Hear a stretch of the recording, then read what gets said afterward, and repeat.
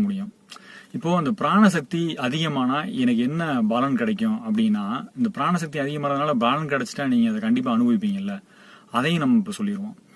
நம்மளுடைய எண்ணங்கள் மிக முக்கியமா, நம்மளுடைய எண்ணங்கள் சீர்படும். நம்மளுடைய எண்ணங்கள்ல நேர்மறை எண்ணங்கள் தான் அதிகமாவே இருக்கும். எந்த செயலை நீங்க எடுத்தாலும் அதை ரொம்ப சூப்பரா நீங்க குறிப்பிட்ட நேரத்திலேயே அதை நீங்க செஞ்சு முடிச்சிருவீங்க. அதுபோல உங்களுடைய தைரியம் இன்னைக்கு இருக்கிறத விட ரொம்ப பல மடங்கு அதிகரிக்கும் பிராணசக்தி அதிகமா இருக்கிறப்ப. அதுக்கப்புறம் உங்களுடைய வாழ்க்கை இன்னைக்கு இருக்கிறத விட இன்னும் மகிழ்ச்சியா மாறும், சந்தோஷமா மாறும்.